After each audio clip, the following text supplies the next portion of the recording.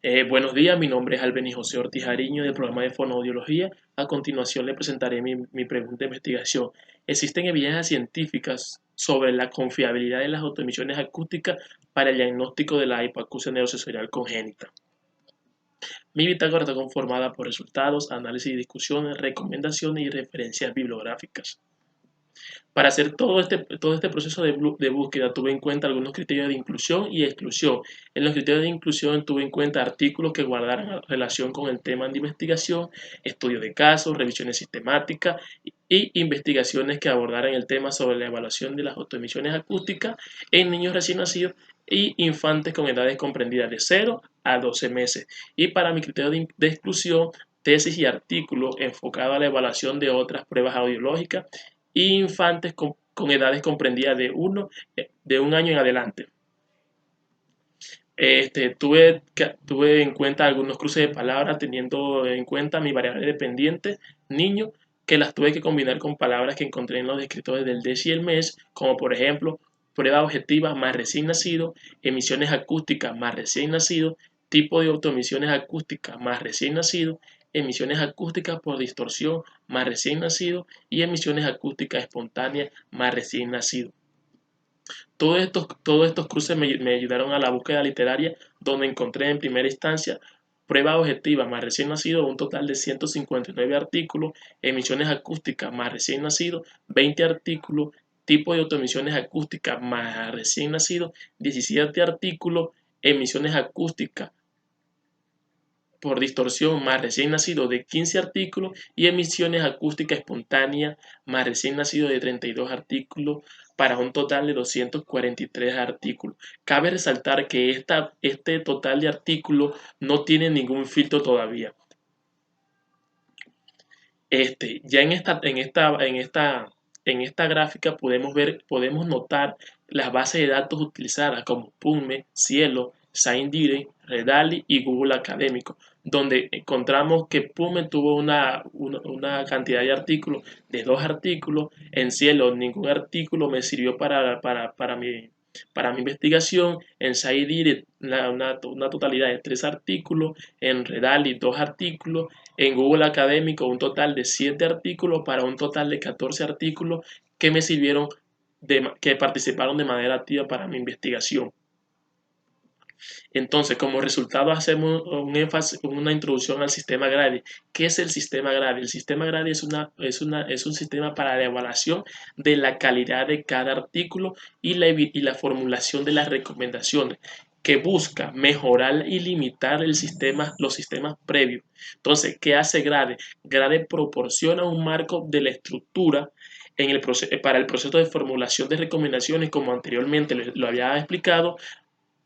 ¿A través de qué? De evaluar la calidad de la evidencia por desenlaces de interés, por impacto, por tipo de estudio, y además de eso incorpora otros factores relevantes en la elaboración de las recomendaciones.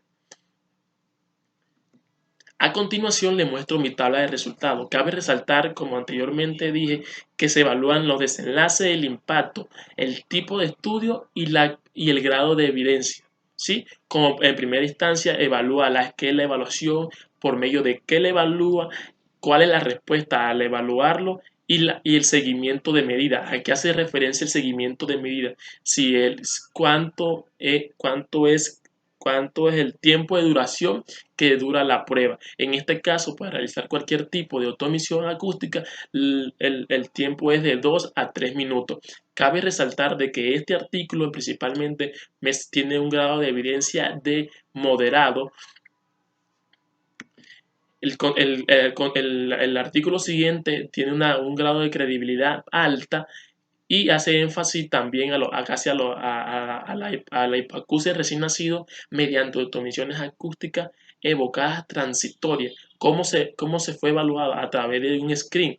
¿Por medio de qué? De si pasa o no pasaba. Y también, como el anterior artículo hace referencia a que pasa de 2 a 3 minutos.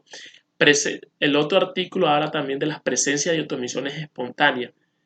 Sí, se hace a través del equipo hilo 88 de Autodynamic. La respuesta, como los de, de, de, de, de pasa o no pasa y a través de un seguimiento mediano de 60 a 80 milisegundos. Todos los artículos para mi investigación se fueron de tipo observacional y este artículo, como el primero, es de tipo moderado. El siguiente artículo habla de los factores de riesgo auditivo de las emisiones acústicas evaluados. Solamente se evaluó si pasaba o no pasaba la prueba a través de las evaluaciones que hizo previamente para ver la severidad de la hipoacusia. Número de estudios, fue un estudio observacional y de calidad alta. El siguiente artículo habla de los parámetros de normalidad de las autoemisiones acústicas que se evaluó a través de estímulos, como anteriormente se nombró, como la respuesta es pasa o no pasa y se hace a través de unas mediciones de frecuencia. Los anteriores se hacían por minutos y milisegundos, este se hace a través de una frecuencia de 55 a 65 decibeles de frecuencia. Cabe resaltar que este fue un artículo de alta credibilidad. Y por último encontramos otro artículo que habla de las autoemisiones acústicas a través de la evaluación. Este artículo, como el segundo artículo, es de una credibilidad alta y se mide a través de si pasa o no pasa. Por último, encontramos la hipoacusia con emisiones acústicas. ¿Sí? Aquí, ¿qué hacemos? Aquí se evaluó también por el mismo, evaluado por pasa o no pasa, y fue un estudio donde se estuvo un estudio observacional de credibilidad alta. ¿Qué hace la metodología Gray? Bueno, agrupa todas esas hipótesis de cada uno de los artículos que se vieron, que se introducieron en la base de datos, donde me arrojó que su intervalo de confianza en las autoemisiones es de un 95%.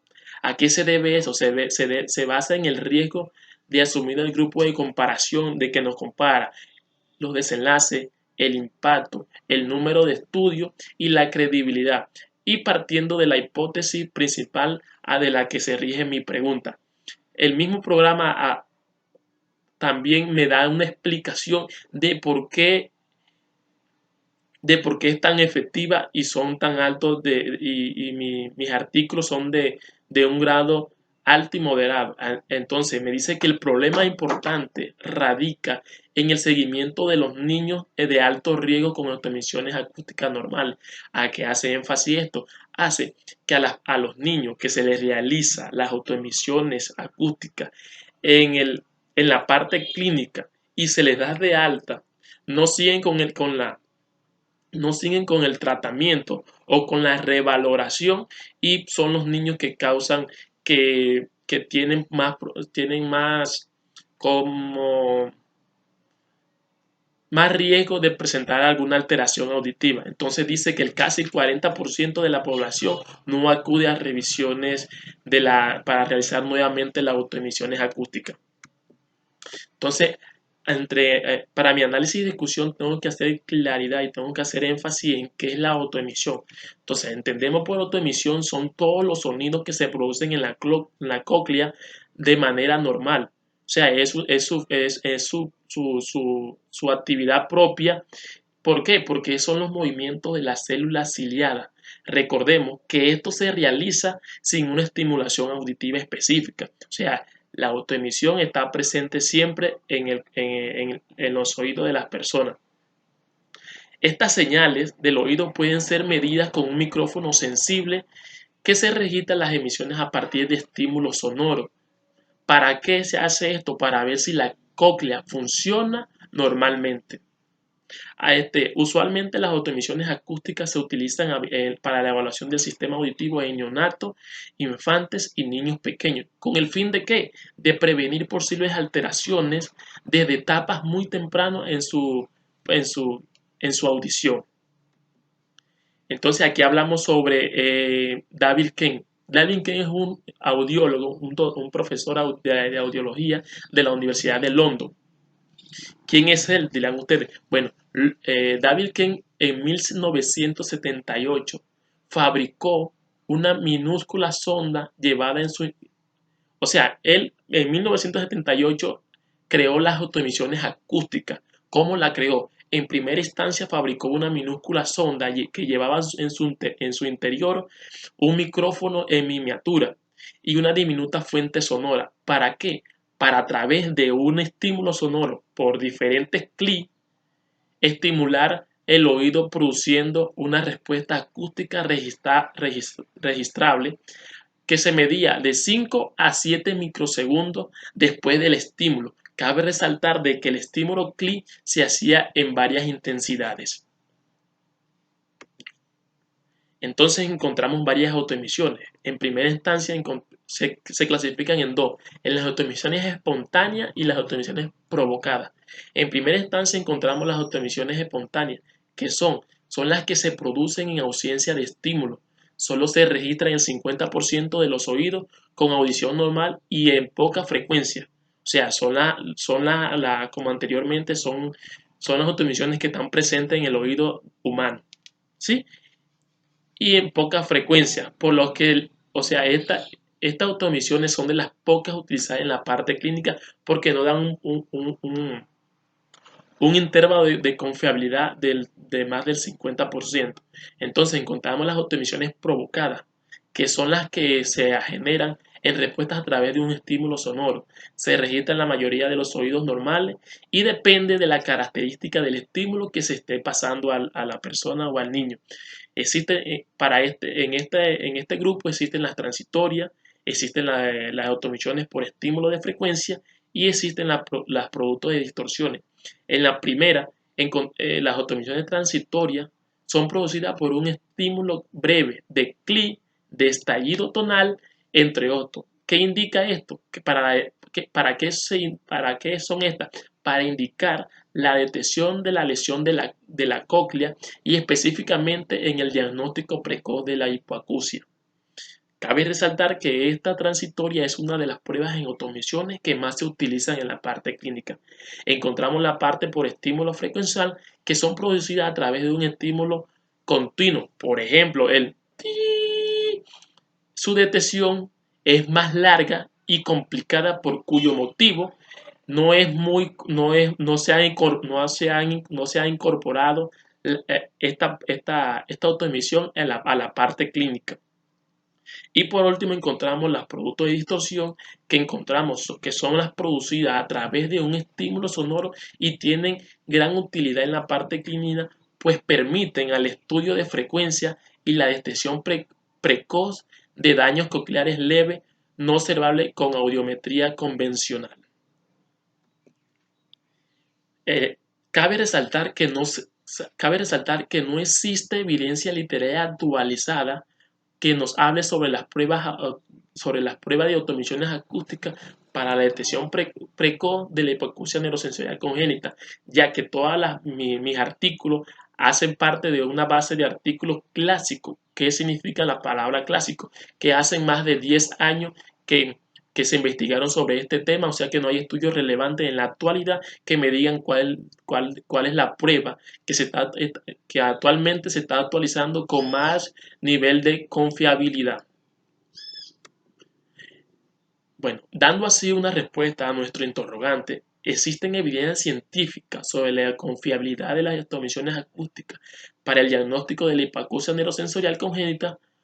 Por medio de la revisión sistemática de los artículos, por medio de la metodología Gray, se llega a modo de conclusión que el método más utilizado y efectivo es la realización de las autoemisiones provocadas, pero recordemos que en su modalidad transitoria y por distorsión, ya que me brindan una respuesta, un nivel de confiabilidad del 95% en mi diagnóstico hacia la hipoacusia en niños y es la más utilizada en la parte clínica hasta el día de hoy. Como recomendaciones se recomienda realizar una evaluación auditiva a todos los recién nacidos sin excepción a partir de las 24 horas de nacido. ¿Para qué? Para descartar cualquier tipo de pérdida de auditiva y en lo posible se les recomienda realizarse antes de darle de alta. En los niños sin factores de riesgo que no hayan pasado el tamizaje auditivo de las autoemisiones acústicas, se realizará una segunda autoemisión acústica antes del mes de vida. ¿Para qué? Para llevar un control audiológico y así poder descartar cualquier pérdida auditiva. Y por último, en niños con factores de riesgo de hipoacusia progresiva o de comienzo tardío, se recomienda realizar una evaluación cada 6 meses hasta los 3 años de edad, con el fin de que de también tener un control audiológico sobre esas patologías, posibles patologías, perdón, que podía tener el niño. En mis bibliografías, muchas gracias.